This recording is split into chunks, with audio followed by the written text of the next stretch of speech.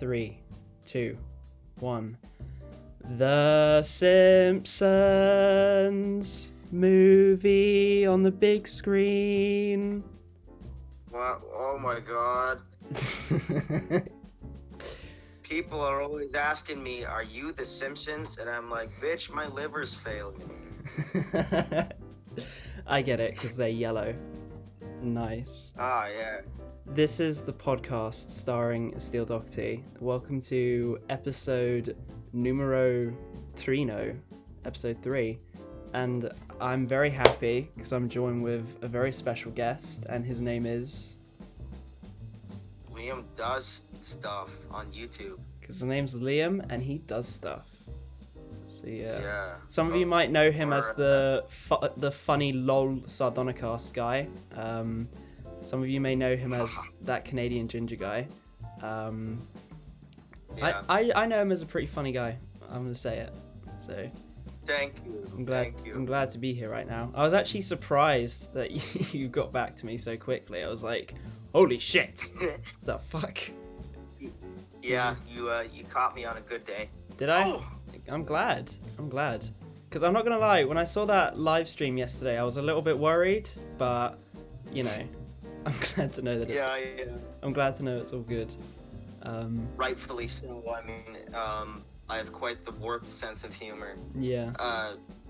I can tell. I'm kind of living in a realm of chaos at the moment. My brother's probably gonna come in and go on the PlayStation. He won't make noise, but like, you know, I just no they can't rest, can't catch a break, no peace whatsoever. Nah, it's cool, man. It's cool. We all go through it. I know Yeah. how it is. Fucking quarantine, especially. Like. Yeah. Jesus Christ. Let's not get into that though, because everyone's fucking talking about that. Yeah. See it. Jeez Louise. So just what's up? What's good? What's cracking? Well, I'm just been working on some videos, writing scripts in quarantine, locked in my cell that I call my home. Damn straight. Damn straight. Hell yeah. Yeah. Everyone's apparently over here in Canada, altogether in total, coronavirus like law negligence charges have racked up to like 1.1 million, I think. $1.1 million. Holy shit. Yeah. So Canadian USD. everyone's like, fuck the coronavirus.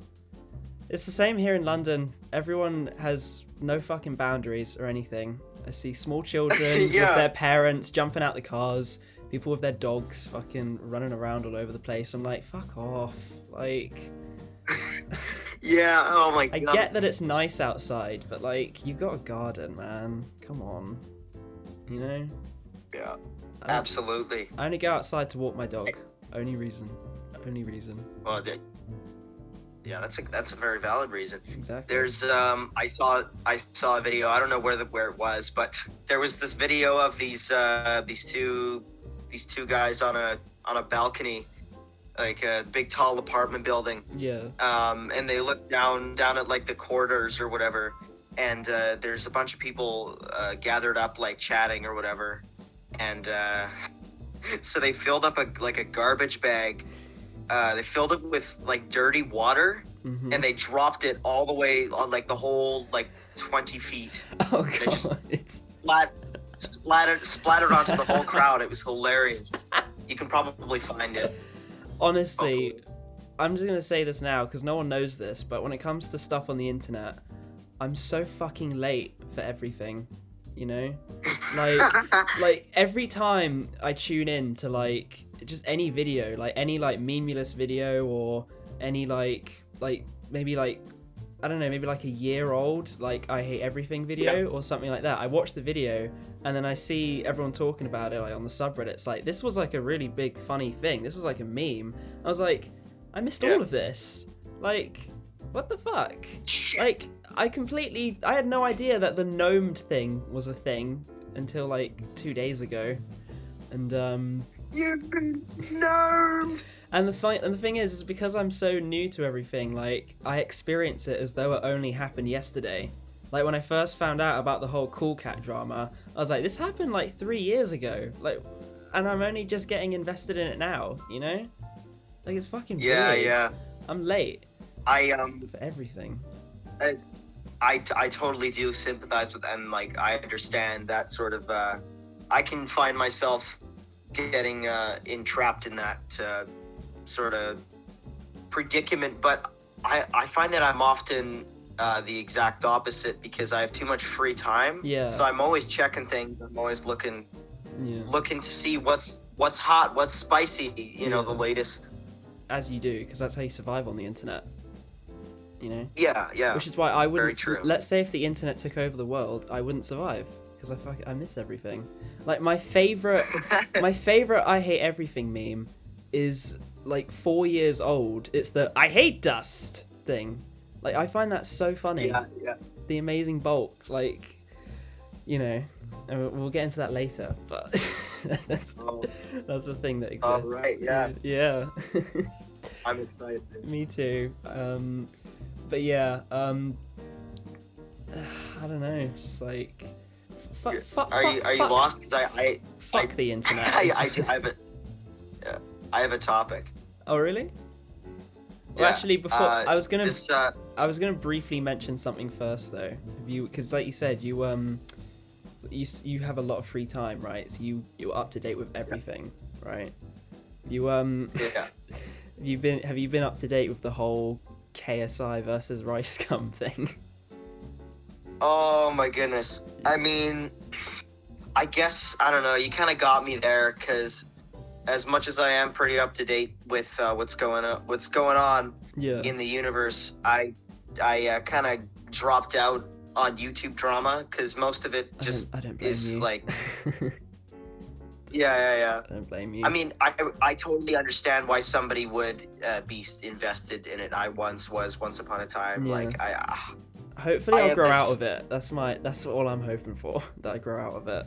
Because there's something about it that's just entertaining. It's like, I don't really like KSI or Rice Gum, but at the same time, it's kind of like, this is happening in the world that we live in today. So, you know.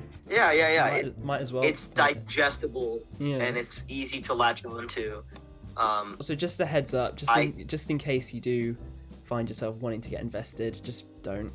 Like, it's obviously fake. Like, they're mates, they're probably texting about it, you never know. Like, yeah. It's happened before, so whatever. But yeah. Every time I go on my YouTube account and I go into purchases, I get reminded of the awful mistake that I made of purchasing the Logan Paul and KSI fight. Oh god. It's in my purchases forever, so I go there. I was the only person who didn't watch that fight. I've never seen it, never seen a clip from it, nothing. I completely stayed away from it. I'm incredibly ashamed and upset about my decision to purchase that awful trash. I mean, I actually watched Late in America, so you know that movie isn't very good. I just want to say, like, is a comedy if it isn't funny? Is my question. Well, that's an interesting question because things cannot be a comedy but still be funny, i.e. The Room. Yeah. The Room is supposed to be a drama. But I was just about to say, is something that's not supposed to be funny even funny? Because it's not even a comedy, it's a drama. You know? I don't know, that didn't make any sense, but, you know. It's an interesting rabbit hole, it's an interesting loophole. But anyway, I'm being selfish here. What's your topic? I'm interested. Okay. So this news came out just today, and it was announced that the one and only Nicolas Cage will be playing Joe Exotic of Tiger King in a limited series. No way. Yeah, I couldn't believe it either. So basically what they did was, they made a fucking documentary that everyone watched because of quarantine, and now they're making a mini-series based on the same story that the documentary was telling. Yeah. And also, might I mention, the same documentary that has reopened the case of that old guy's disappearance. Which is pretty funny. it's a phenomenon. Like Yeah. it's I still haven't seen it. I'll check it out Yeah. eventually. it is very entertaining. Although I will happily admit that it is very like sensationalized, Yeah. and it doesn't exactly value the truth. Mhm. But I don't know. It's very interesting. Would you say it's is it Michael Moore tier, or is it the guy who made Super Size Me tier? I forget his name. I'd say, well, Michael Moore kind of He's kind of slacked off in recent years, if I'm honest. A little bit. yeah, a little bit. I enjoyed Only a little Fahrenheit 11/9. Yeah. Personally, Still a good film. I still though. think like he has that the editing magic Yeah. from like Bowling for Columbine. I've heard good But things yeah, about his editing, overall- definitely. Yeah, I'd say Tiger King is it kind of falls somewhere in the middle. Like it's not thought provoking Yeah. necessarily, but it is it is sort of compelling as you're following this nutcase Joe Exotic and trying to understand this sick. He's even worse than how they actually portrayed him in the show. That's the case with most things, to be honest. Like, Yeah. like Gotti, for example. Way worse in real Gotti. life than they portrayed him in the fucking movie. Another Yeah, movie I yeah. haven't seen yet, but I've heard many positive things about. Sure. Oh my goodness. I can't wait to Yeah, watch I've seen it. Gotti like I've seen Gotti like 4 times just for the 4 meme. times. And I've only seen Goodfellas twice. I'm ashamed. Fuck. I've Get been- that Goodfellas shit out of here. It's been Make way for Gotti. It's been sitting there on my Netflix watch list for ages now. I haven't been able to do it though. I've got a plan. I'm gonna watch Goodfellas and then Snatch and then see how they compare. The Italians versus the British, as it should be. So yeah. Tiger. That's a healthy combo. Yeah. Tiger King, everybody. I like tigers, so maybe I'll just have a bias towards it and I'll just give it an instant 10 out of 10. You never know. Wait, do Yeah, they abuse tigers in it? I actually have no idea what the actual story is. All I know is that some woman made her husband disappear, supposedly. That's all I know about it. Oh, so essentially it's the main character essentially, he is a tiger zoo owner, Mm-hmm. and he's like this crazy sociopath. He's like this super flamboyant gay redneck gun shooting, Those do not go well together. Holy shit. narcissistic, manipulative. He's a scumbag, and it is kind of actually disgusting how some people are kind of. So I almost want to say standing him. Yeah. That's just straight up fucked up. But yeah, it's like you can't not look away. It's insane. Do you know what you just said there that you couldn't help but remind me of when you said this sick, What? narcissistic, gun-wielding sociopath? It brings me back to Shane Dawson and Jake Paul. I remember I was watching Yeah. that Pyrocynical video, and every time Shane Dawson and that lady made an observation, Pyro, in his typical fashion, would like interrupt the video and go, "You did this, sociopath." It's just little jokes like that. I just Yeah. find hilarious. I don't know why. But yeah, you were saying earlier you were working on like new videos and shit, right? Yeah. Anything interesting? Now's the time to promote it. I'm giving you the chance. I guess. The current one I'm working on is sort of it's very small, minuscule departure from my regular sort of structure. I'm doing like it's sort of a catalog video. Ooh. Where I'm like, yeah, the movie industry is in shambles. It almost seems like there's nothing to look forward to. Oh yeah. But here's some things that still might come out in 2020 that I personally am looking forward to. What is it? I guess let's see. One of them is Charlie Kaufman's new movie. I'm thinking of ending things. You know, fun fact, I actually have not seen a single Charlie Kaufman movie in my life. I need to. You're missing out. Because basically what I'm doing is I'm waiting, as we all are, for Synecdoche Part 7, is it? I'm Part 6 or Part 7. I think so. And then I'm going to watch Synecdoche New York, and then go through all the parts. Because unlike all those original fanboy bitches who've been waiting for like 8 years, I'm only going to have to have waited like a year and a bit. So, you know. Yeah. Then I can just have all the parts. I'm a genius. Yeah, that's...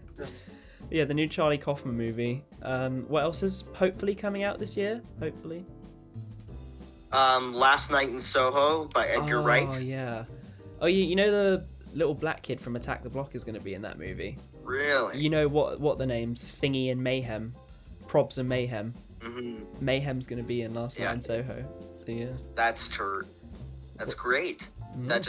That makes me even more excited. Yeah. The plot for Last Night in Soho. I'm just trying to recollect it. Oh, did it come out? I didn't notice. But it's I feel full. I think it's a like a girl who's enthusiastic about fashion design, and she goes back in time, but she gets trapped back in time, and apparently it's a horror. Oh yeah. Like Shaun of the Dead style. I'm hoping it's going to be like that. Because I actually think it's like full blown like psychological. Really? Yeah, I'm pretty sure. So I'm really psyched to see what this crazy thing Edgar Wright. I love Edgar Wright. I love all of his movies, even The World's End. Fucking love that movie. I'm excited to see, and I hope it does come out. He made a funny post on Instagram. Someone commented, they were like, "When's this movie coming out?" He's like, "Even I don't fucking know." Like, it's in the hands of the distributors, you know. Yeah. That is a great leeway into another topic that I thought of. Go for it. Which is, video on demand. Oh, I was actually just about to say that. Oh, that's... I want Let me, before you say anything, I have to express my frustration because I've been looking for a place to do it. Go for it. I'm just... RIP headphone users. Venom 2 Let There Be Carnage has been delayed to July 2021. Sony, you fucking cowards. Why didn't you just release it on digital? I would actually have paid for it, and I did not pay to see the first Venom movie. Yeah, that reminds me of the latest the Spiral movie, the Saw spin-off. They delayed that as well, didn't they? Like Chris Rock and Samuel Jackson. It's the thing is though, I can imagine Samuel Jackson as John Kramer. I just think it'd be like a funny reboot kind of silly movie, like because I loved Jigsaw. Controversial opinion. I know like everyone hated it. They thought it was like a unworthy successor, but I fucking loved it. I thought it was hilarious. Yeah. So I was kind of excited to see like this movie, like Trolls World Tour style. It's about to come out in theaters. No, wait, VOD. But they just fucking delayed it. Like they're gonna lose money at this point. They could make money, but they're losing it essentially. Just disappointing. The Spiral movie Twitter, they posted this like super pretentious statement. It was just a short sentence like, "You'll want to see this in a theater. Trust us." Like, what experience?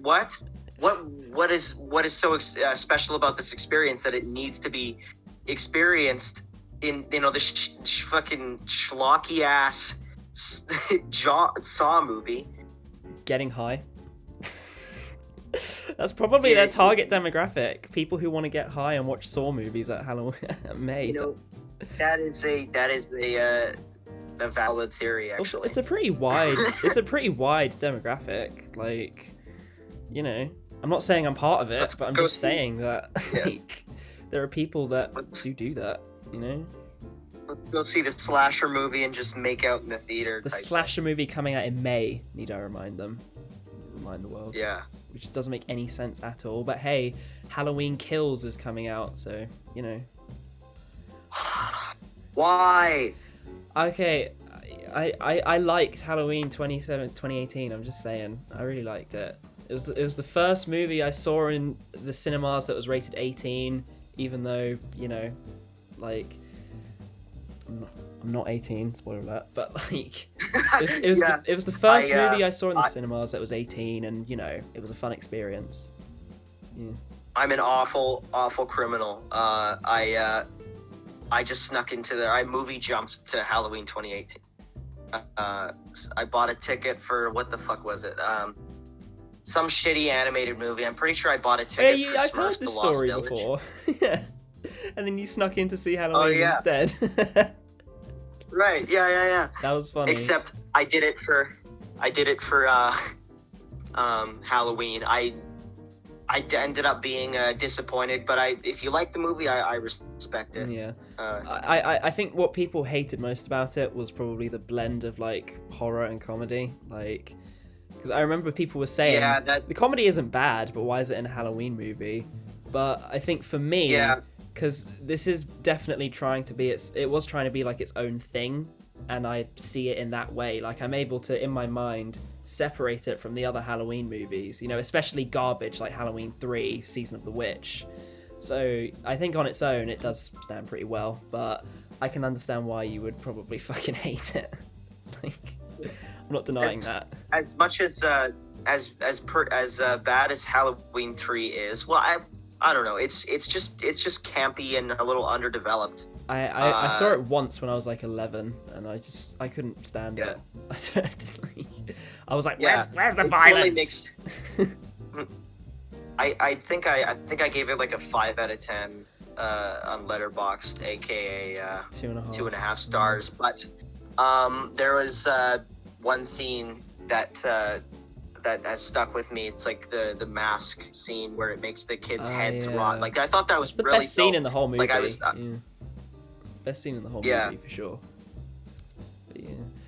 But yeah, my biggest problem with Halloween 2018 was it kind of, for me anyway, I think it surrendered to a formula all over again, because it was supposed to be like, okay, Jamie Lee Curtis and Michael Myers, you know, the grudge match. Yeah. Let's finally finish this story and retcon all those stupid fucking sequels.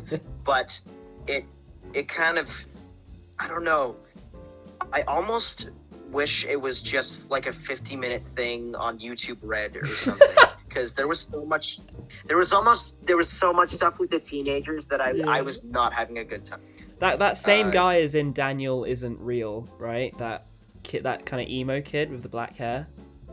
He's in Daniel Isn't Real. I believe so. Which is another movie I really liked. I love that movie. I mean, it's got some glowing issues with it, but you know, good movie. Yeah, I didn't love it, but I overall enjoyed Daniel Isn't Real. What did you think of Patrick, funny Austrian names performance? I didn't know what to think of it. I thought it suited the character, but I didn't necessarily make it great. You know. That's what I thought. Yeah, I think I feel the exact same way. Yeah, because like those performances go one or two ways. Like, the reason Arnie became such a big hit is because his wooden acting worked perfectly for the Terminator. That was like, yeah. Yeah, but exactly. Like father, like son. Like I genuinely think this might be Patrick's big break. You know, like people might see it and we'll see. Like I said, I liked it, so you know. But also, funny thing about Letterboxd is there's like an account made for Roger Ebert. I don't know if you knew this, and it keeps to that traditional style where it rates it out of 4 stars, which is pretty cool. Yeah, I actually follow that account. I'm really interested in the opinions of Roger Ebert, because it's kind of I have like the whole, you know, the people I follow on Letterboxd are the people I watch. Yeah. Or like Elvis like the Alien. You know, that. I have the whole. Yeah, the whole Sardonicast crew, and Elvis the Alien, and Critical, and Red Letter Media, and Chris Stuckman. I love Critical's account. His 2 favorite movies are just the first 2 Mummy movies. That's hilarious. Yeah. But yeah, in that whole following list, I have just Roger Ebert there. So I have the current opinion, and I can kind of look back Yeah. to see what the standard was back then. Yeah, because he died in like 2013, right? It's a shame because there's a lot of movies that he's missed out on. Yeah, I think for example, I really want to know what would Roger Ebert have thought about a movie like Venom or like Jigsaw, you know, like would he think it's like tiresome garbage, or would he like think it's okay? Because he liked Little Nicky. He said it was the best Adam Sandler movie at the time it came out. Which I thought was... He did? Roger Ebert has had some controversial opinions. Like he didn't really like, for sure. He didn't really like the original Thing. He thought The Amazing Spider-Man was like an amazing movie. It wasn't an amazing movie. I didn't dislike it. I thought it was a decent movie, but I wouldn't say it was 3 stars out of 4. But like, it's funny because I'm kind of a. I mean, I saw your rating. 1.5 stars, right? Call me biased or whatever, but I'm a huge like Raimi boy. And, oh yeah, definitely. The first Amazing Spider-Man just felt like the original 2002 Tobey Maguire Spider-Man, but just more. I don't know. It just felt kind of sloppy. The Amazing Spider-Man 2 is actually awful though. Oh, it's awful. It's really bad. It's terrible. Like, it's a terrible movie. It's bad. Yeah, but like, the only thing I really genuinely like about that movie is Spider-Man's suit. Like, it just looks amazing. That's the one thing about it. Yeah. His suit is actually great. It's got the eyes, it's got the webs, it's got the blueness, I guess. It took me, I have a long and interesting history with Spider-Man Homecoming, because I used to fucking hate Spider-Man Homecoming. I only watched it once. Like, I still need to watch it again. It drove me up the wall because I wasn't a fan of, like, I wasn't finding it funny. Pun intended. And I thought it was really static and consequence free. Yeah. As all Disney movies are nowadays. But over time, I grew to respect it. But I wasn't all that big on Far From Home. My favorite part of Far From Home was Jake Gyllenhaal. I can barely remember anything about it. Like. Yeah, I don't know. It's just like I said, I'll give it a second chance, but only because it's Spider-Man. Yeah. A second chance. Because Spider-Man, I'll give almost anything Spider-Man a chance. He's my favorite superhero. I even went back and I watched the 1977 TV movie, The Amazing Spider-Man. Oh, I've seen little clips. I want to watch that whole thing. I actually used to watch. Can I give you some advice? Sure, go ahead. Don't. Just don't. No. It's just not worth it. Like.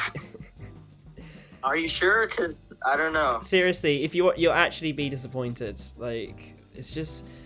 It takes everything lame about the comic book and just basically puts it in a cheap TV show.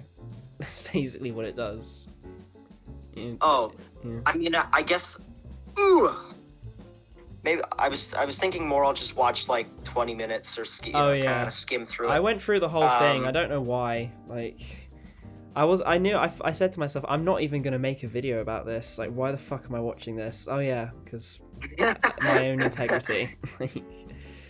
I'm actually done. When I was really young, I was actually a pretty big fan of the Japanese Spider-Man TV show. Oh yeah, I've been meaning to watch that. It looks really funny.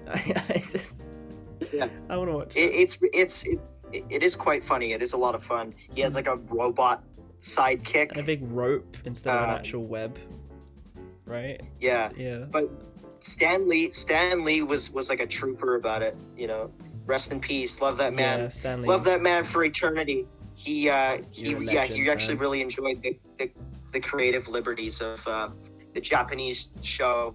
He's like, it should be shared throughout multiple cultures and stuff. It's like, I just really respect that. Good. I'm glad that he was so open to that. It shows character, I think, above all else. And he wrote comic book characters, so it makes sense. Yeah.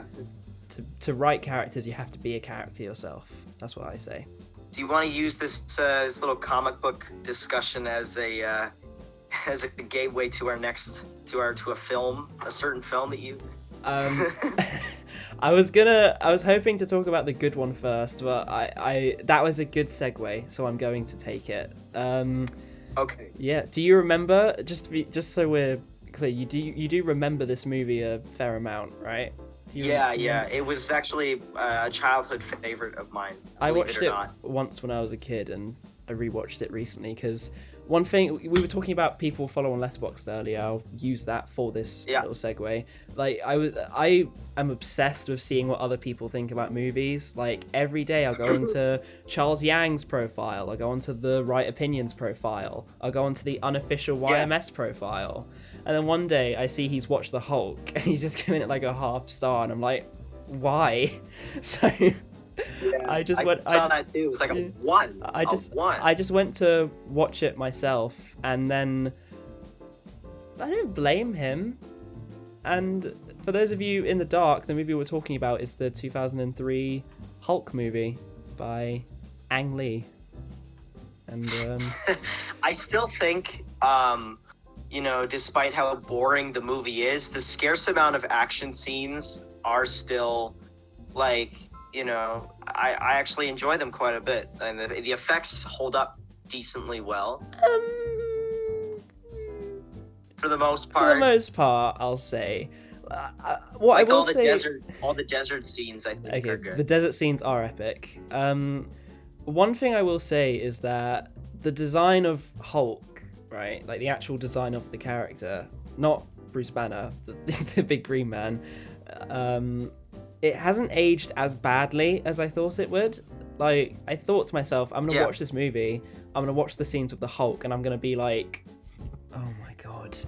But when I was watching it, I was like, this actually looks kind of decent. Like, am I a terrible person for thinking that this actually looks okay? Like, in that scene where that guy who's, like, obsessed with him and Betty for some reason, like that guy who gets the broken arm, when he, like, beats him up and he makes him angry, when his foot is, like, growing big and it, like, rips his sock, like, it looks cool, like, it does look cool. And the Hulk himself has, like, quite a presence. He's a big hulking, muscular man with purple shorts. But one thing I don't like about that is not only are there a few scenes where it does look a little bit fake and you can kind of tell it's like a sort of green screeny looking bit.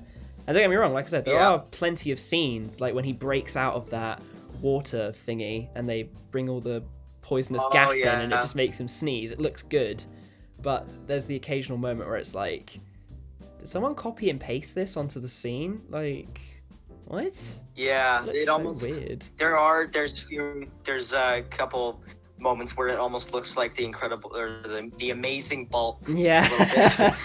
But yeah, when you say presence, that does make a lot of sense to me, because they really did put a lot of effort into they studied like muscle physics, and there's like realistic skin, realistic muscles, and it doesn't look great, and the face looks a little too. I was about to say the face. Lacking in detail. The face is kind of horrifying. It kind of scared me while I was looking at it. Yeah, but for most of the movie, I do believe that the Hulk is there. Yeah, most of the movie. But the thing is that his face actually looks like his actor, Eric. What's his name? Eric Bana? Is that it? Eric Bana. Yeah, Eric Bana. Bana. Banner. I'll say Banner, just so I don't get bullied.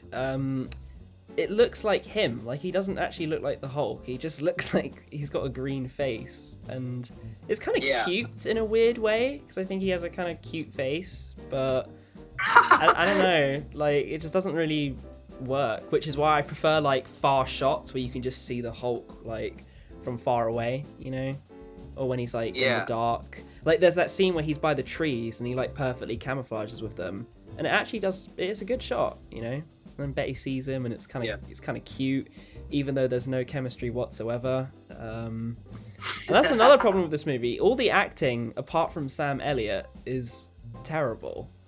Like, everyone in the movie fucking sucks. Yeah, it's not great. I mean, Eric Bana, when he gets mad, it's like he's taking a dump.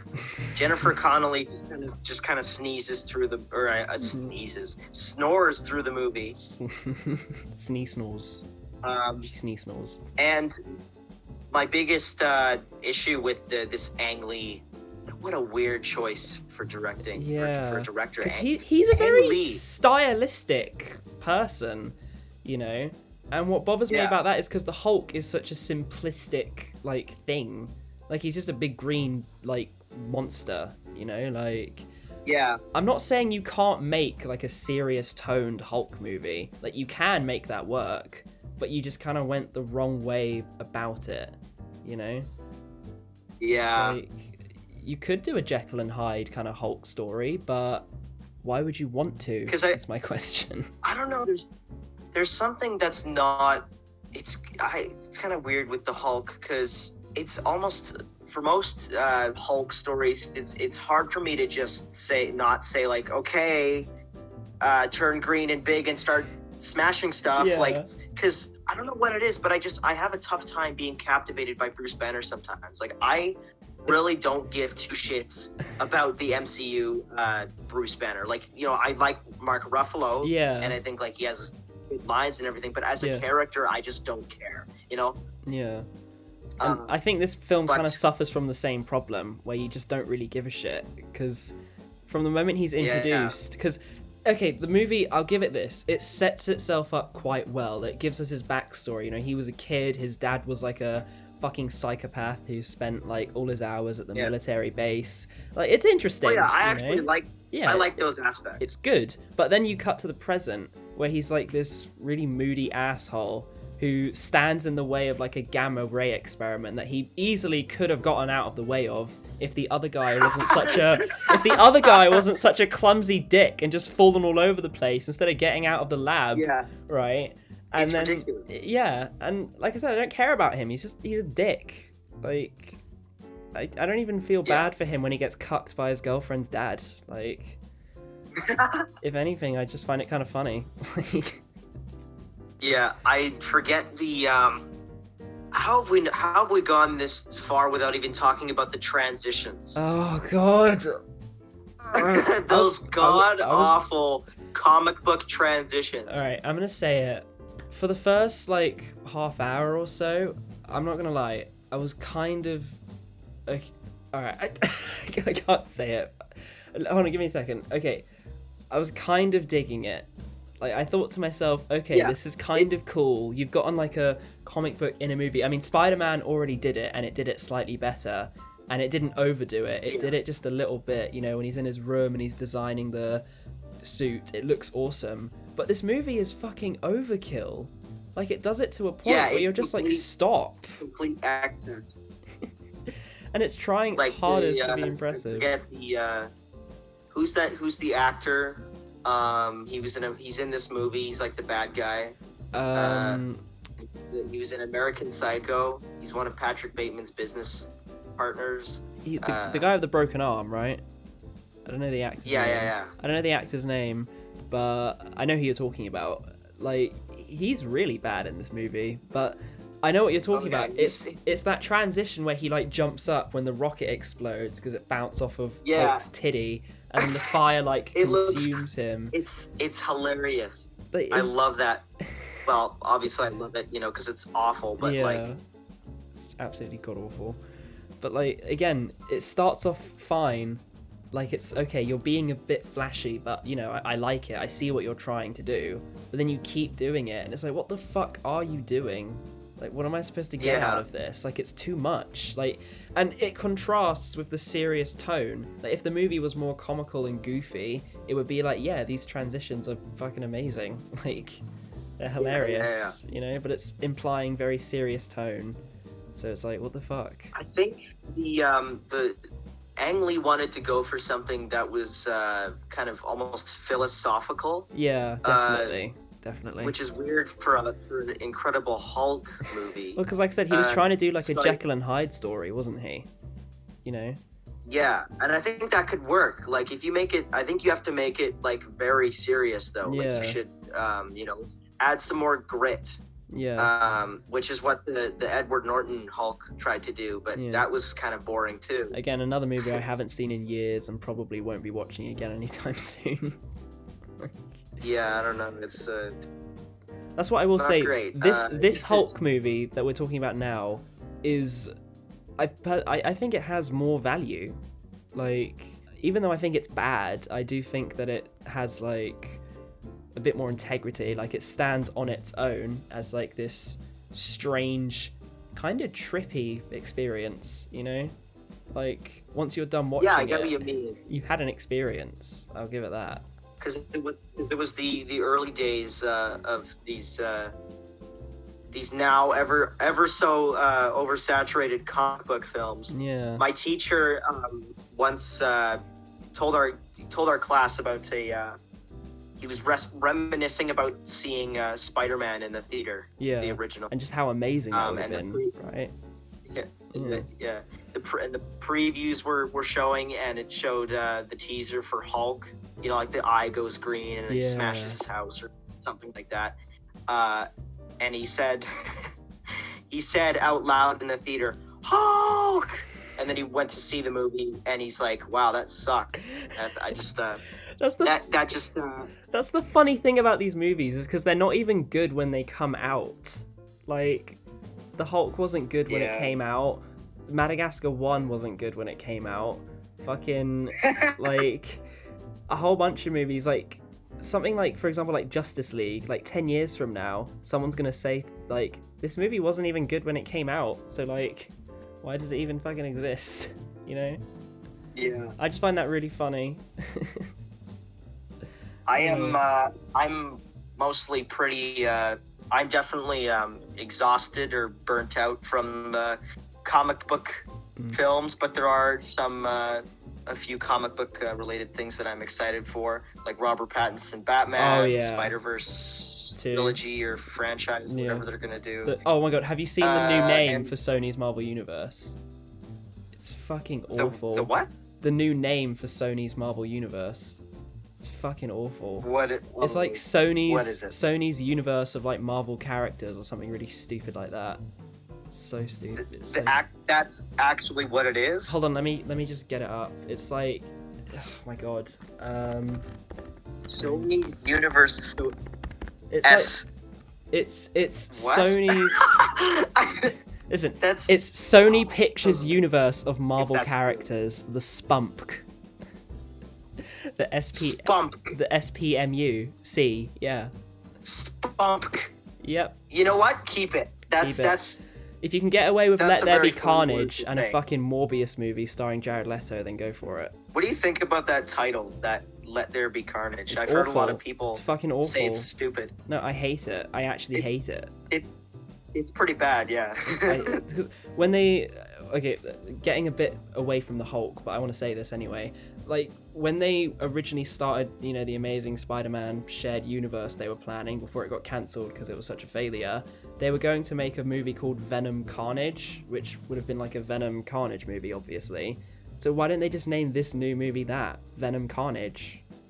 Like, Venom : Carnage. That would have just made more sense. Yeah, that's a good title.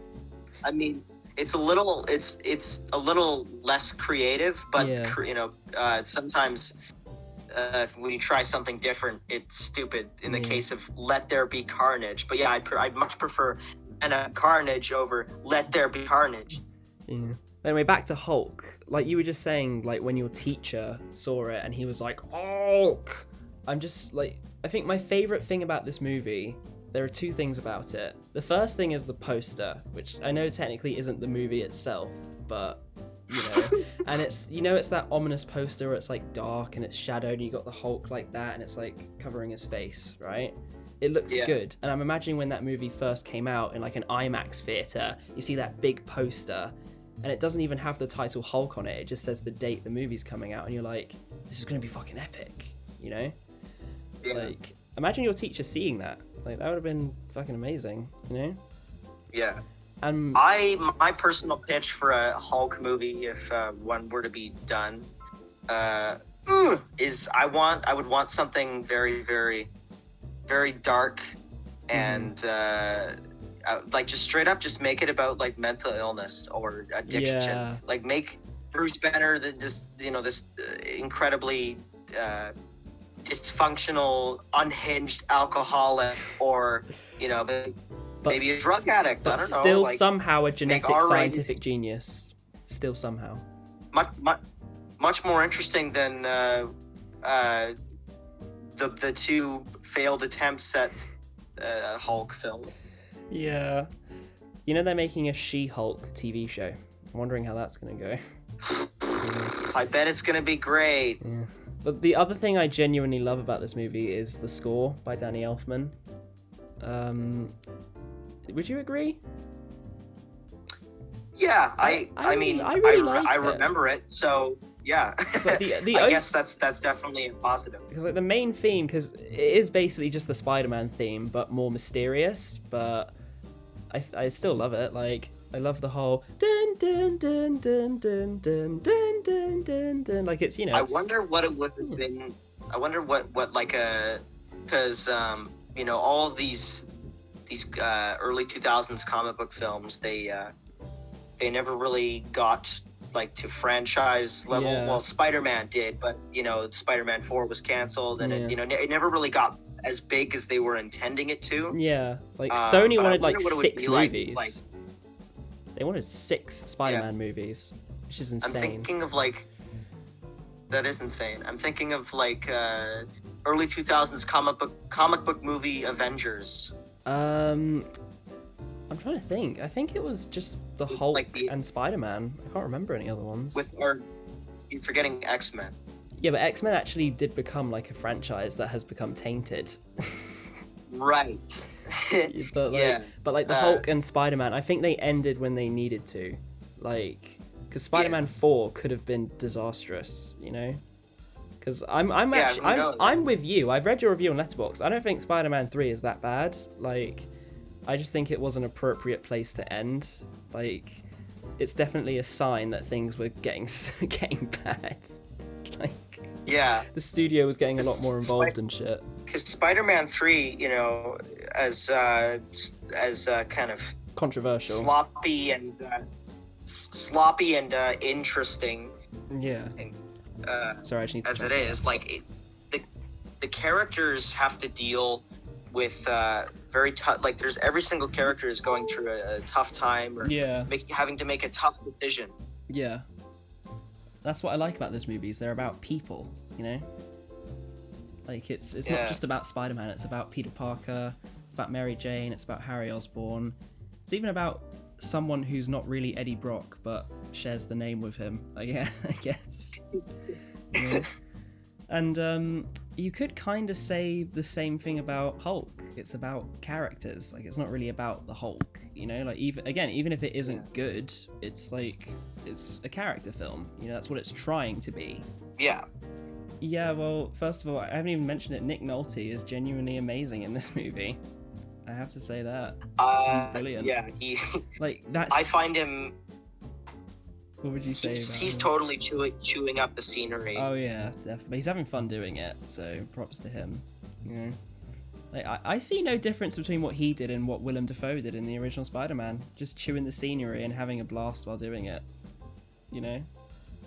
Yeah, that's a very valid comparison. Like, when he becomes Absorbing Man, that scene is fucking cool, Like, I think the effects they did with his hand on the metal, that looked pretty sick, I guess. I wasn't expecting him to just fucking crush that security guard with a fucking metal box. That was quite shocking, actually. That caught me off guard. I think the final... Even though there are... Sorry? The final battle. Yeah. I have mixed feelings about it. 1, it doesn't make any sense. 2, it's just CGI creatures hitting each other.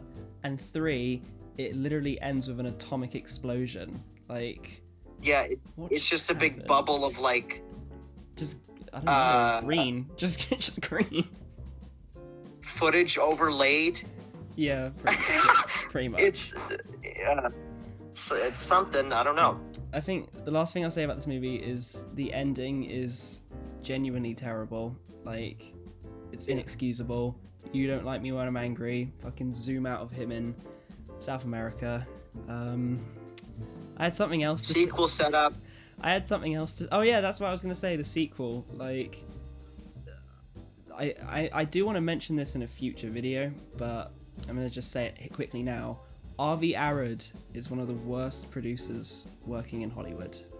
I'm just saying. Yes. He planned a fucking Hulk sequel to come out, like, literally, like, this, like, while they were filming the Hulk, he's like, let's set a release date for this sequel. Then the sequel didn't even get made because they couldn't reach that release date in time. That's literally the only reason that the Hulk 2003, very sadly, didn't see a sequel, because they set up all these fucking, like, what's the word, like, expectations for it, you know? Yeah. Like, expect way too much. Avi Arad, he always jumps the shark. He fucked up Spider-Man twice. Yeah. Both because of because he wanted to. He's always thinking big. You know, he's not thinking realistic, or he's like, hates taking things slow. Yeah. Should have done. That guy's an athlete. Should have done Venom and Spider-Man 4. That's all I'm gonna say. Should have waited patiently. You do a Green Goblin movie, you do an Octopus movie, you do a Sandman movie, you do a Venom movie, and then do a Vulture movie, you know? Just one step at a time. Yeah. Do a Hulk movie. Don't do, let's do a Hulk movie, but let's also do a Hulk movie where he becomes the Grey Hulk, and then he meets the smart brain guy, and then he fights the evil version of the Hulk, but he's also Grey Hulk.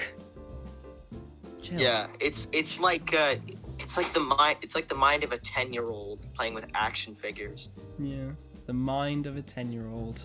On the subject of films about the human condition, I'm just gonna straight up say it. I love to do these segues, these lead in. Let's talk about It's Such a Beautiful Day. Yes, and this was interesting to me because while we were organizing this, I had no idea what two pieces of media we would talk about, and then you recommended this, and over the, I think, 2.5 hour period of time before we actually started recording, I did watch it, and I absolutely loved it. That's all. Yeah, I loved it too. I fell in love with it. And I had a very interesting experience because I discovered that it is the hardest movie I've ever had to watch, or for me, it's my personal hardest movie to watch. For me, I would agree. Actually, I would say that this is probably one of, well, maybe not but definitely one of the hardest movies to watch. You know, like not like in an ironic, this movie's so awful kind of way. That would be would be Left Behind, which is one of the hardest bad movies I've had to sit through. But this is one of the hardest good movies I've had to sit through, definitely. Yeah, it's because it's so existential and honest and visceral and depressing. And it's philosophical. However, not nihilistic. No, it's not nihilistic. It's very philosophical, I think. And philosophical was the word that I used. Oh, wait, do they mean the same thing? Well, hyper philosophical as in just ×2 or balls to the wall. Oh, I thought you said visceral and philosophical meant the same thing. Oh. I'm sorry, my hearing is going. I apologize. But yeah, hyper philosophical. Yeah, I don't know. Like, I'll be honest, it had me kind of speechless. Yeah, definitely. It is very it's fantastic storytelling, but it personally hits me very, very, very deep, as I've struggled with existential dread throughout my life before. I found the movie very fun. relatable. Yeah, that's for sure. Yeah.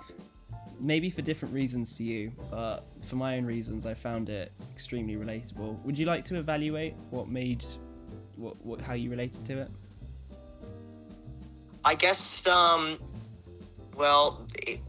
It's Such a Beautiful Day is all about, the details. It's all about, perspective of, sort of a decaying mind. Mm-hmm. or what it truly feels like to be at your lowest. I'd say. And the guy actually has like a fucking seizure, doesn't he? Little Bill. Yeah. It's fucking nasty stuff. Like, and then of course that also plays in because the story, it sets up these little things, like this kid with the metal arms and the wiggly legs who ran into the ocean and disappeared, and all this shit about his family members who like had a fucking sunflower grown out of his head when he died and kept getting cut in half by trains and shit. And then there's that point in the movie, oh sorry, spoilers by the way. There's the point in the movie where it's like when someone has a seizure and they don't explicitly state it, like we don't know, it could have been a stroke, it could have been a seizure, it could have been brain cancer, we don't know. It's one of those things. And it's like when people forget things, they like compensate for those memories, they add details, they include things that didn't happen. And it's like, have I just been watching like some kind of depressing like compensation for lost memories? Like, what the fuck, Yeah, that blew my mind personally. It did. How it's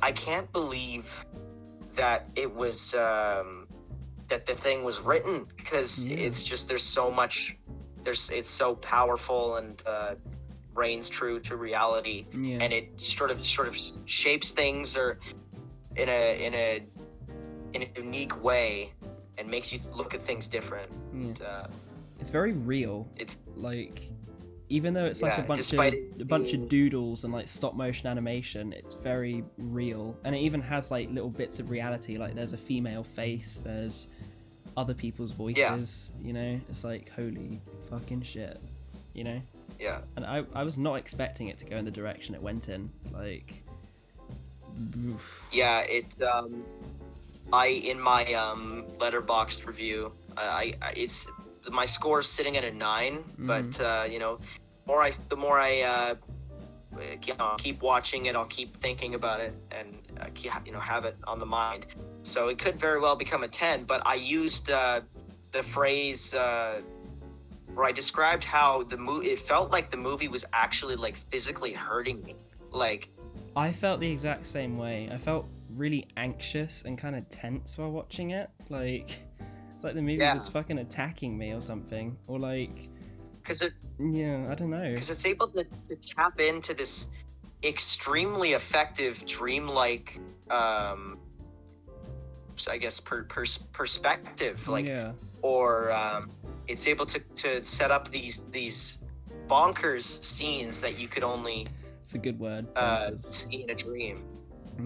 And there's one thing about edited and the editing as well. One thing about that was like I said, the way it like physically attacks you with its very vivid, dreamly, surreal, very again sharply edited style. Like, there's this episode of the Clone Wars where bit nerdy, but like there's like a scene, like a genuinely tense scene where 3 Jedi are doing like a mind trick simultaneously. Like, they're literally using the Force to completely fuck with this guy's head, and you can actually see the pain on his face. That's how I felt. It felt like 3 Jedi were mind fucking me with the Force when I was watching it. It was at like the 40-minute mark where it really started, like I was feeling the back of my neck. I was like, oh my god, this is an experience. I was completely in awe, especially at the 40-minute mark, or after the first. I guess it's a trilogy of short films. Yeah, chapter 1, chapter 2, chapter 3. And it's kind of got a Quentin Tarantino thing going on, where it switches up the timeline a little bit, Like, it goes back to his like childhood. A Kill Bill or a Pulp Fiction. Yeah. I like that about it. It's cool. Here, pass me a little. I got retro Pepsi. Hell yeah. Real sugar. We don't have retro Pepsi in the UK. We got... Oh, that's a shame. We got Pepsi Max cherry flavor. That's what we got. This video is not sponsored, I'm just saying. Yeah. Not an endorsement. But yeah, this movie, I think my favorite thing about it is probably the ending. It's probably my favorite thing. Yeah. Because it just gets so 'Cause twisted that was- and so like personal and just, lack of better words, it's kind of deep. Like, It is very deep. Mm. And I guess it was very. I found it to be very satisfying, yeah, and I thought it gave me a very solid and satisfying catharsis Mhm. to all the madness and like Yeah. the just down in the dumps, like we're all gonna die one day kind of Yeah. energy. But it doesn't do it in like a nihilistic way. Like it does it in like a way that's entertaining and, Yeah, keeps you like invested. it addresses. It's therapeutic. It's like Yeah. it addresses your concerns, common concerns, and you Yeah. just things, these awful, painful things. But then it gives you resolution too. Yeah. It gives you Like I wasn't rolling my eyes. I was kind of like I was just enjoying it, And the thing is though is 'cause Yeah. I watched this on my laptop, like my medium-sized screen laptop, with all the lights off, and it just kind of like really engulfed me in the film. I think, like Yeah, that's very close to how like a theater experience. yeah. So I like to watch movies like that as well.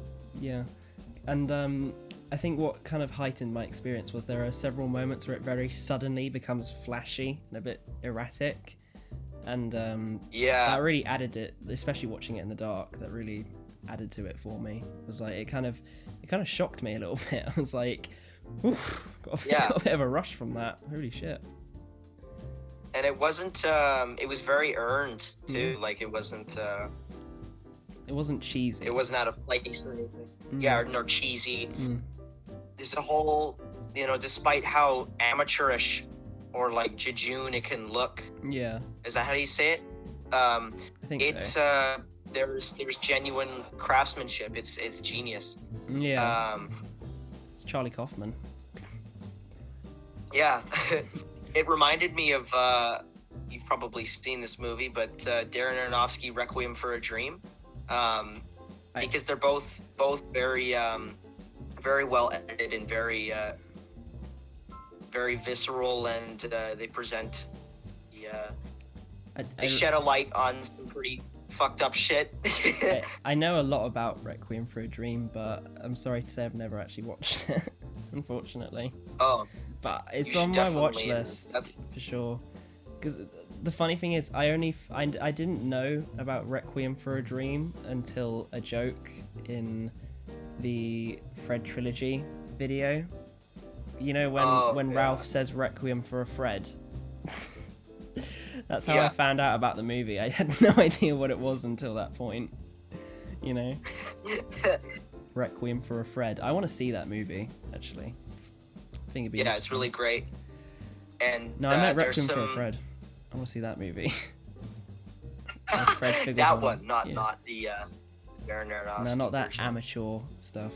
I want to see. Yeah, true but I art. won't spoil anything for Requiem for a Dream. But just like as a small comparison, they both have visual moments, or visual and sound combined moments that are very erratic and ruthless, I guess is a good term. Painfully ruthless. They're kind of grating and frightening. Just extremely intense visuals, and it's like sensory overload. They both can offer that experience. Yeah. Again, I don't think I've ever felt this uncomfortable watching something, but for the right reasons. Like I watched the Human Centipede. That completely unfazed me. Like, is the unfazed means it didn't bother you, right? Yeah. Yeah, just the Human Centipede didn't faze me at all, and second one didn't either. I just thought they were kind of silly overall. That's like surface level. That's like, just total bullshit. Try hard. I think, they're definitely. I don't like the first Human Centipede because it's just it's just really stupid. Yeah, I've But heard. the second one almost is so fucked up that it's admirable. So I Yeah. think it's an interesting experience. But you know, I'd only be able to give it like a 6 out of 10.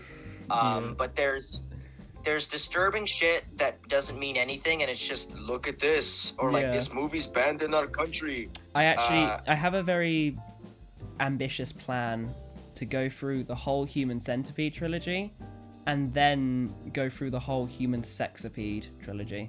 You know, the porn parodies. That's my ambitious Oh my plan God. to watch all 6 of them, like a complete 6-movie Centipede night. I don't know. That's I wish you great luck on your It's planned. endeavor. Like, I don't know if I'm actually gonna do it, but it's an idea. But yeah, like my point being, shitty movies like that try and they don't earn it, but a movie like this, like, it actually earns it.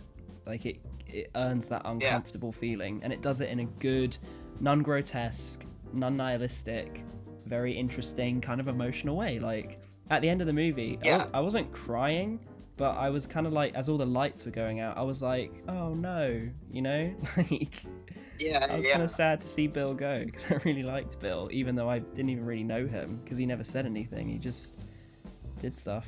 But it's amazing that I still got like an actual character out of that, you know? Out of essentially like a stick man. Yeah. Like, and like a guy just talking for like an hour, you know?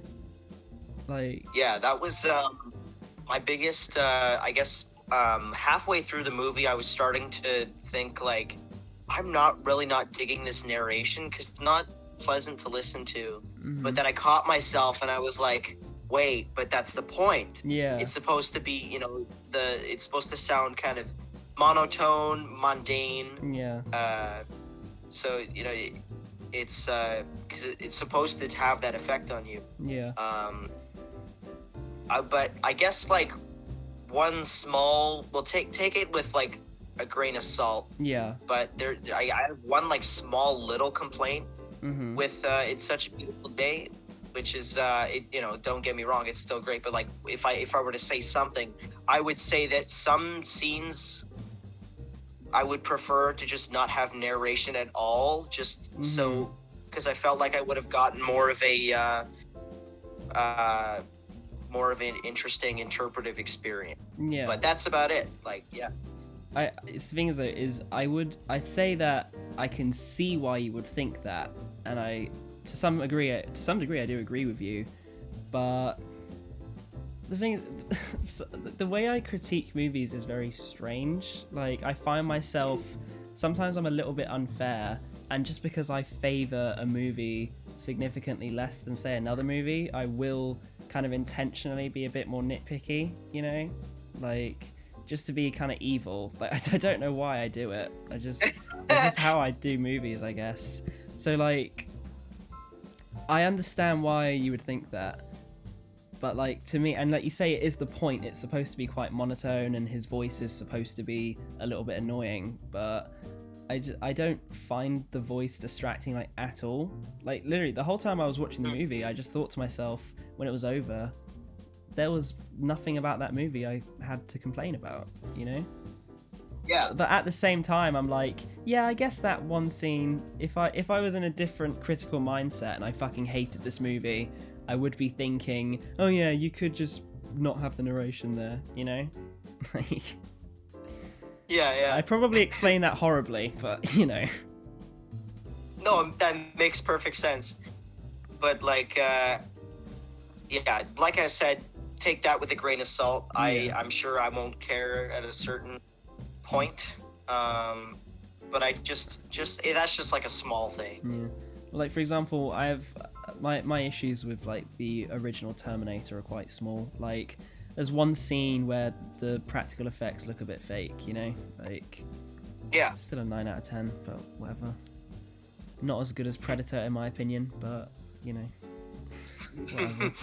But yeah, this movie, do we have anything else to say about it? Because, well, actually, yeah, I was going to say, I have an odd amount, while I was watching it, I found it to be really relatable.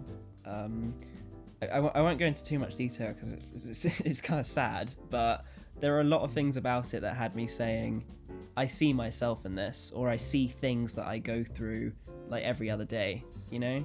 But not now in quarantine, but like my social life was quite, I think, well reflected in this movie, you know? Like it was very much a movie made for me. Like it was something that after like a few minutes I said to myself, I'm gonna end up loving this movie, basically.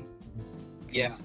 The in the I guess it's like the first 5 or 10 minutes when it shows, or I think it's just the first scene, I could be wrong, but it's a dense movie, so yeah. And I guess if I'm failing to remember some parts, or like where things are put, or you know when things happen, that's kind of almost part of the movie too. Yeah, exactly. But but there was the scene where he walks by the person, and it's like this awkward. Yeah, I love that scene. That's so good. I guess I'm never gonna see this person again. Yeah. That was definitely very relatable, and I guess my pick for most relatable scene in the movie was like where he's imagining himself on his deathbed. Yeah, I would agree, to be honest. I'm fucking terrified of death, and I literally cannot help but just think about it sometimes. So, you know. Yeah. Oh well, that's life, isn't it? Life and death. See. Whatever. What are you on a boot?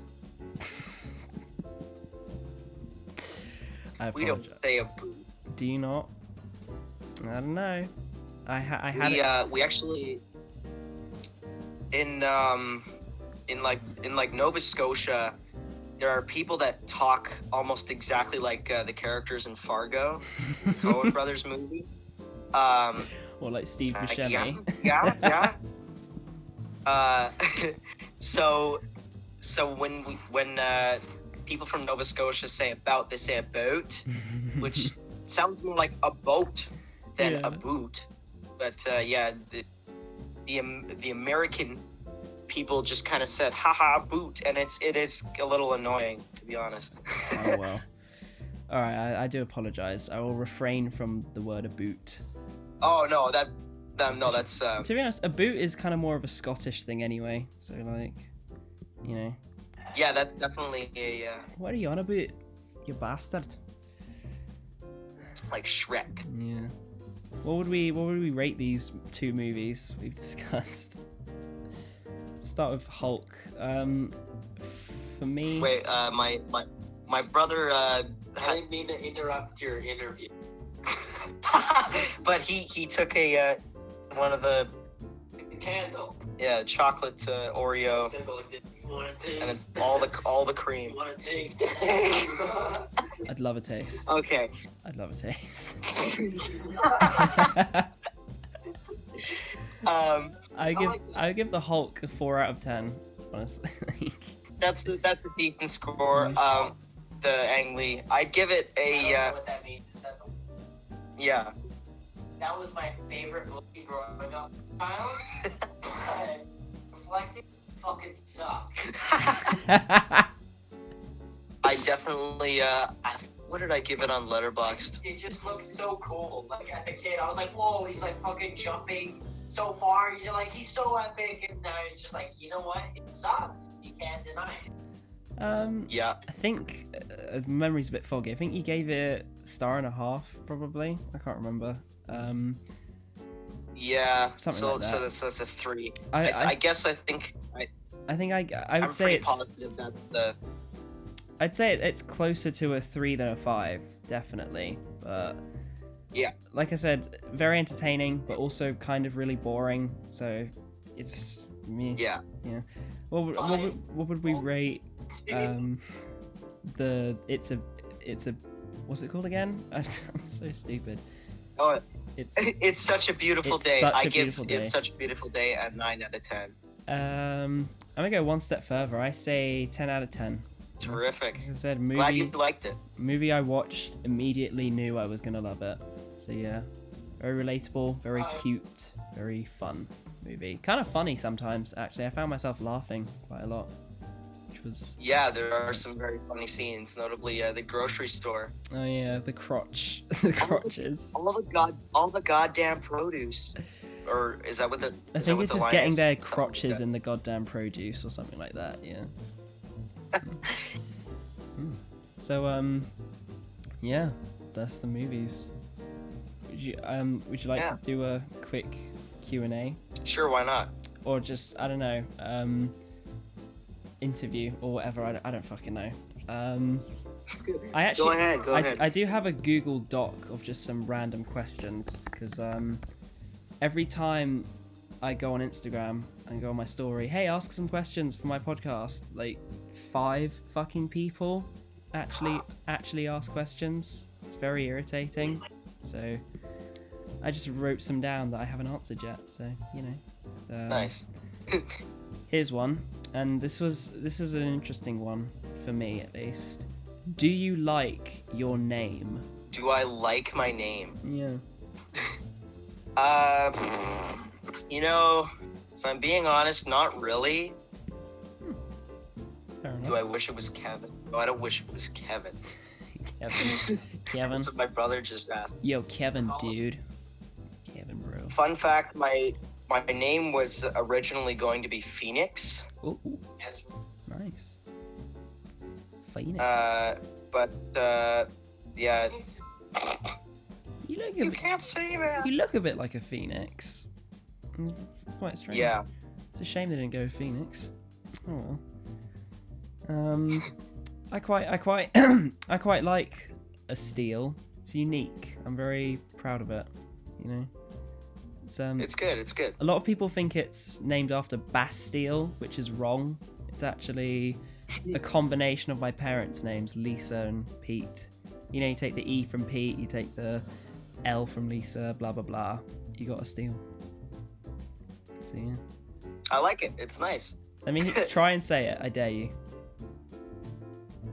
Astile. That was actually pretty good. 6 out of 10. Oh, okay. Well done. All right, here's one. This isn't even a question. It's just cheese is overrated. Do we agree on that? See, this is the thing is, I don't think that cheese is overrated personally. But I'm not a fan of cheese by itself. Yeah. Or eating cheese straight out of like a bag, or just cutting up a block of cheese. I think I personally think cheese is a bit overrated. I'm just saying. Never really liked it. A lot of people I know really love it, so you can imagine. I definitely respect that. Yeah. Growing up around cheese, around people that love cheese so much, you're like, this shit is way too overrated, So I guess it's just in my environment or whatever.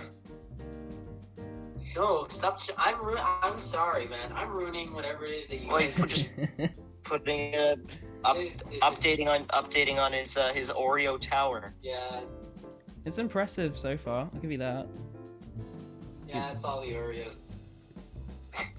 I could squish it down, but then I'll get all over my hands. I'll do that.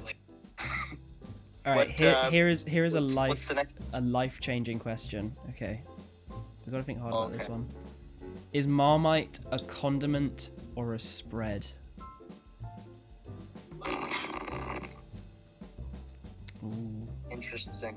Is Marmite a condiment or a spread? Do you guys even use Marmite in Canada? I'm vaguely familiar with it. Vaguely. Is it like you put it on toast and it tastes disgusting, but people still eat it, basically. I was thinking of Vegemite. It's the same thing. It's the same thing. They're literally it's the same thing. The exact same thing, yeah. I don't know why they have different names. Absolutely ridiculous. I guess in that case, I'm not a fan of what it's known as over here, Vegemite. Yeah, I would say it's a spread, to be honest.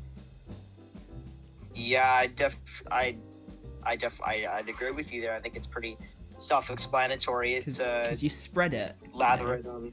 Because like Yeah, with lather it on the condiments, you know, like for example, the other day I had a burger and I like sprayed some ketchup on it. Like that's a condiment, you know. You don't fucking spray Vegemite on toast, you know, unless you actually want to die. Imagine lathering, spreading ketchup and mustard on like a hot dog or a burger. Spreading it. Some people do that. They like put a little bit on the bun and they spread it with a knife. Have it that way. I respect that. I mean, I don't do it. I mean, mustard and ketchup together is basically burger sauce. So, you know. Yeah. Yeah. So, yeah. That's all the Google Doc questions I had written down. I'm just trying to think of a random funny question. Okay. Do you have one? Like, what's your favorite color? You know what? That's a brilliant question, actually. My favorite color is gold. I love the color. That's a good pick. I love the color gold. It goes really well with black as well. So, you know. That's true. It's pretty cool. My favorite color is green. I also like blue and orange. But that's like, you know, I should rank the colors. I have a really weird system where I like number code colors because when I grew up I watched a lot of Power Rangers and I would always imagine it in my own way. Like I'd always make up additional rangers like the Peach Ranger and the Brown Ranger. Right. And that's cool. My specific number coding is this. So red is number 1, blue is number 2, green's number 3, yellow's number 4, pink's number 5, black is number 6, white is number 7, orange is number 8, brown is number 9, peach is number 10, you know, like skin color peach, purple's number 11, silver is number 12, and gold is number 13. And those are the 13 main colors. And then nice. The additional ones are like, I think it's crimson 14 and navy 15. So yeah. That's yeah. I never even. That's pretty dope. That's not a system that I'm familiar with, but yeah, it's just I to me it just makes sense. Like that's how it works to me. You know. What's your favorite color? Sorry, I didn't even let you answer the question. My bad. So I guess top 5. Number 5 is yellow. Number 4 is red. Number 3 is orange. Number 2 is blue. Number 1 is green. Nice. I guess top 5 color. I guess the Green Ranger is the leader in your demographic. Is that the right word? Demographic? I don't know. Who cares? Exactly. Who gives a shit? Yeah. There we go. Well, so I should probably mention I am actually a little bit autistic, but you know, that's neither here nor there. It's just a fun fact about me. I guess on the topic of that, I actually have attention deficit hyperactivity disorder. Really? It's not nearly as bad as it used to be in terms of like hyperactivity. Like, you know, I can control my energy, and I'm actually quite thankful that I have a lot of energy because it helps with acting and leisurely things like dancing and, you know, blah blah blah. But yeah, I find it hard to focus sometimes. Would you say that kind of goes? Would you say that kind of goes into the Liam does stuff character? A lot of that energy. Yeah, both like on both sides of the spectrum, like hyperactivity and lack of focus. Because I'll be doing like Q&A streams, and I'm coordinating them and staying on track. And what doesn't help matters is I can't put on slow mode on the chat. Yeah. So I'm overwhelmed by all these questions and I keep forgetting them. And then I get all like hot and exhausted, and then like my vocabulary shrinks, and I become, the live stream ends my after brain like cells 10 die. minutes. Yeah. Yeah. Well, so I'm happy you mentioned that, because there was a question I did ask on the last live stream, but for that reason, and I'm sure that very annoying reason of people constantly spamming stuff, it didn't get answered. Yeah. So if I may ask you now, I don't know why I asked this question. I just wanted to know what you thought. What do you think of the new guy posting on Filthy Frank's second channel? Ooh, I believe anything for views, and Max Mofo called him a cunt, which was quite funny. I mean, I'm not all that familiar with him, but I've seen a couple of the videos. I don't think it's not that bad. Nothing beats the original, obviously, but like... Obviously not, but I think it's respectable, it's admirable. But for all we know, maybe he is a see you next Tuesday, but I'd have to look further into it. Yeah. I think he said that if Joji was like, this shit ain't cool, he would stop, so, you know, it's got some dignity, which is cool. Yeah. I do have one more question, actually, and this is purely out of curiosity, right? Yeah, is my webcam turning off? It's frozen. Oh, okay, yeah, I'm still here. Alright, cool. I was just saying, I have a question just completely out of curiosity, right? It's kind of a double question, but basically, so you know the obviously the Sardonicast in a nutshell videos, right? Yeah. So my double question is, what was the process of... Sorry if this is like an interview or like an interrogation. Don't mean interrogation. I like that. I apologize. I don't mind. What was like the creative, like maybe not creative, but like the process of getting them to like appear in the conclusion? And my second part of the question is, do you still like chat to them? You know, like, are you ever just like, hey Alex, what's up? How is it being British, you fucking racist? Okay, let's start with part one. Yeah. Process of getting the three sardonic boys to be part of the conclusion. Yeah. I still can't believe that you know, even though it's pretty brief, it still counts as a collaboration. Yeah. Like I would have never thought absolutely that three insane. of the best yeah, three of the best collaborators on the entire platform, IMO. I never thought that they would collaborate with me. Yeah. You know, I'm such like a avid supporter. Yeah. And I've been listening for so long, and like I'm a huge fan. So and you actually met Adam as well, didn't you? Yeah, in real life. He's a nice guy. It's your YouTube banner, like. Yeah. And I'm saying you have every right to do that. You have every right to flex that simple experience. Yeah, like that's actually the first celebrity I've met, period. Like I've never met anybody else. I've met quite a few celebrities, so I didn't mean it like that. I just meant, you know, I've met quite a few people that are quote unquote celebrities, but they're just normal people at the end of the day, so, you know. Yeah.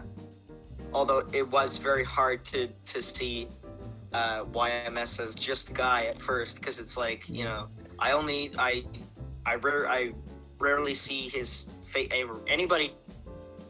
What am I trying to say?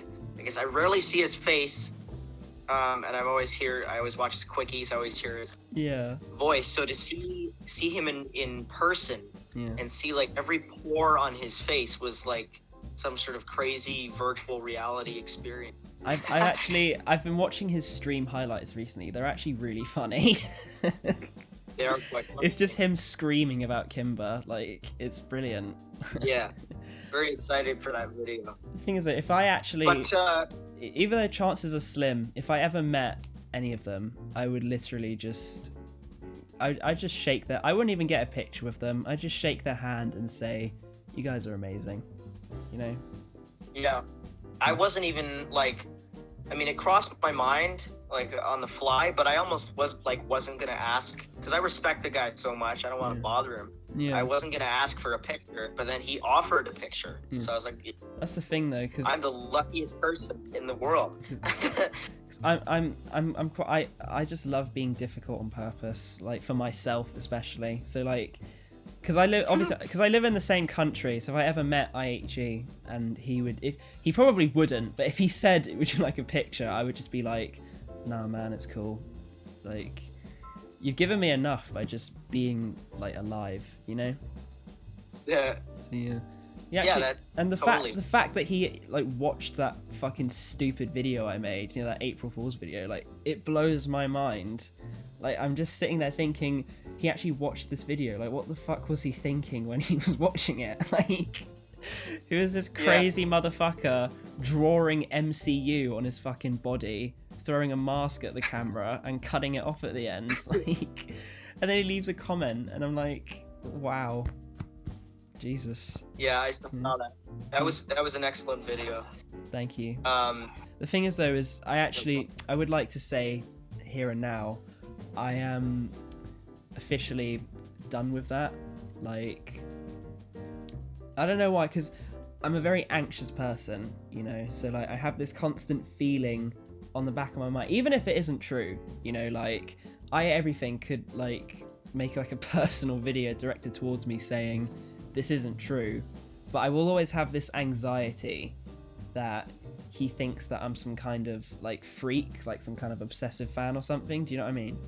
Because I'm a very anxious person. I totally get what you mean. I'm worried, like, when I post questions on like the Jarcast thread, that he sees my Reddit name and he's like, oh, this kid, I've given him enough attention, you know? Like, it's an anxiety, you know? So... Yeah, that was my biggest anxiety, both meeting YMS in real life and asking all three of the boys to collab with me on the final installment. Yeah. I was like, you know, I don't want to piss him off. I don't want to be, you know, persistent. Yeah. Or you know, abdurant or anything. Like, I don't want to tight grip, like, because he's busy guy. But I guess for the process of asking, I just went to Adam first. I started on Reddit because I thought that would be like, foolishly at the time, I thought that would be the one social media platform that like they get the least amount of people on. Like, no, they get massacred on there. They get massacred on those. I tried to contact Adam. Yeah. With no luck. Tried to contact Ralph with no luck. Yeah. Tried to contact IHE or Alex. Yeah. On Reddit, and he actually responded. Oh, really? Wow. And so interesting. And he seemed to be the most eager to support me or support those videos. Yeah. And I was very videos. Very thankful for that. And he was, you know, we had the longest conversation out of all the conversations that I had with the three of them. Yeah. Speaking of conversations you had with the three of them, do you still talk to them ever, or are you just like, it's cool?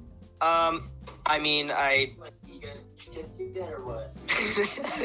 I guess, like, I don't know, 'cause I don't really feel the need. You know, it would be fun and cool to talk to them. Yeah. But I do kind of have that thing on the mind, like, that you have, that it's like I just really don't want to piss anybody off. Like, I feel like I'm just. He approached you.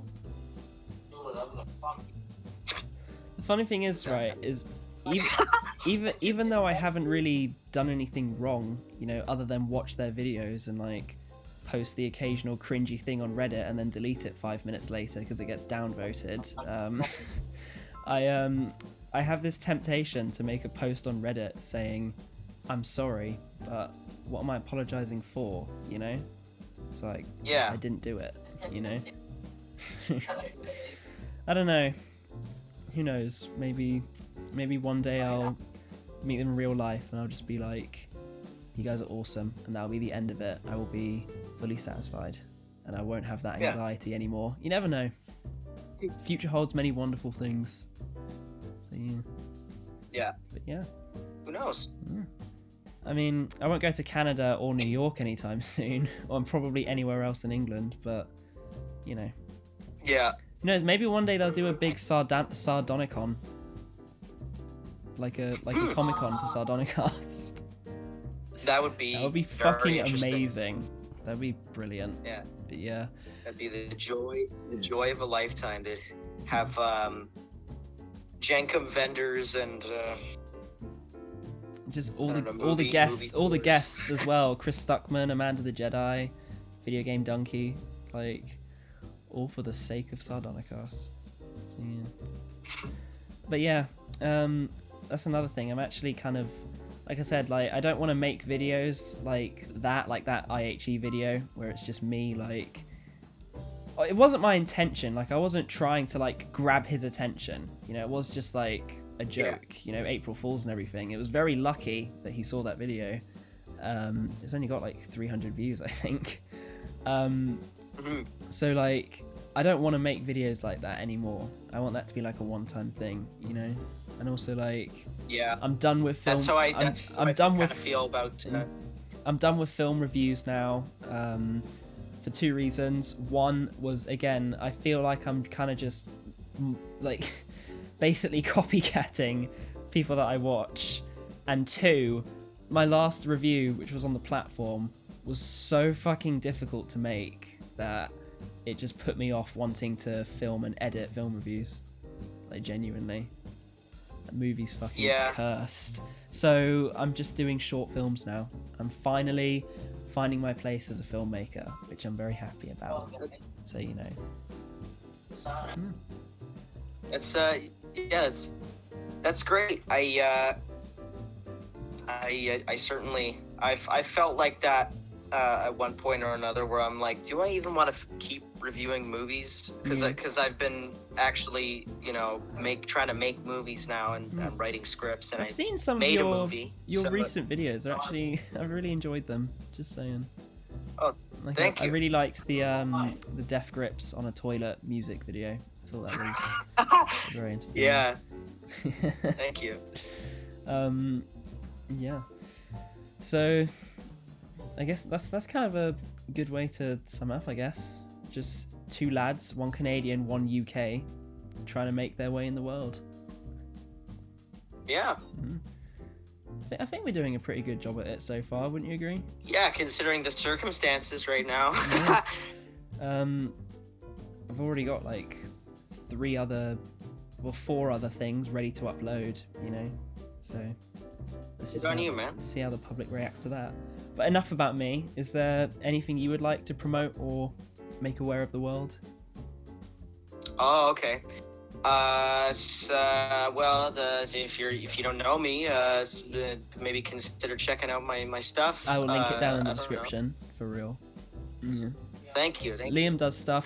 Great YouTuber. Let's get him to 10k. I reckon we can do that by the end of next year, hopefully.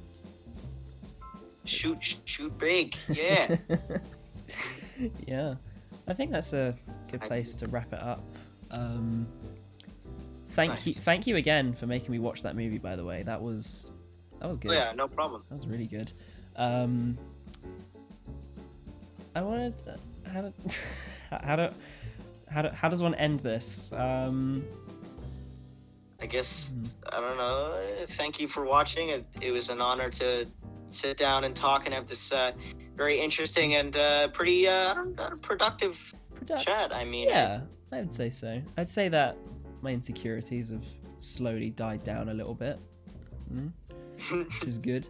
That's good. Like I said, subscribe to Liam. Definitely check out more stuff on the Astile Doherty Productions channel. Should be absolutely soon.